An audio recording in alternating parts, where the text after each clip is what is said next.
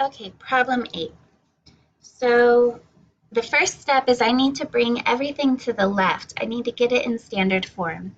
So let's take this -6 and add 6 to put it on the left side. And instead of subtracting 3a, I will add 3a. Add 3a.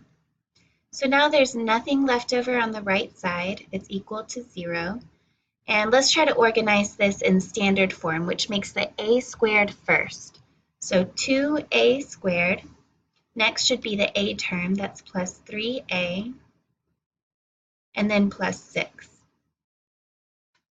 It's in standard form, so I can find my a, b, and c. A is 2, b is 3, and c is 6. I plug it into the formula. It is negative b plus or minus square root of b squared minus 4 times a times c, all divided by 2 times a, which is 2. So we'll simplify this. I don't know why it's pulling. Okay, we will simplify this -3 plus or minus the square root. 3 squared is 9 minus 4 times 2 is 8, and 8 times 6 is 48. So I have 9 minus 48, all divided by 4. I need to do the subtraction under the square root. I have -3 plus or minus the square root. 9 minus 48 is 39, -39, divided by 4.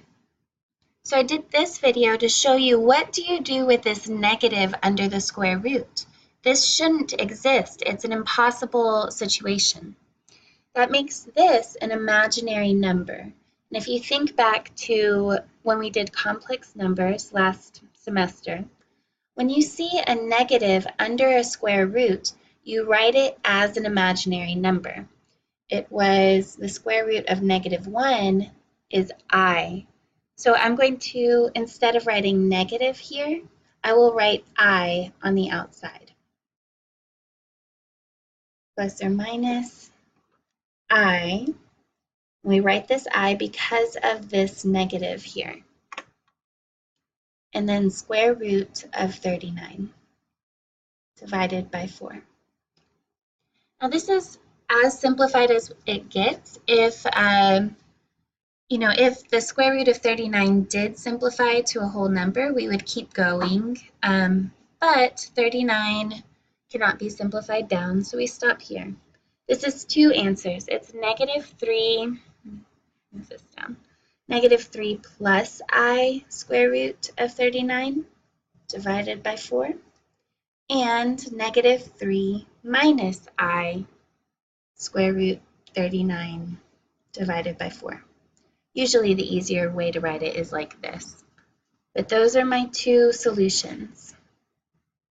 And if you remember from yesterday, these are 2 imaginary solutions. They're imaginary because we have the I, because we took the square root of a negative number. Okay?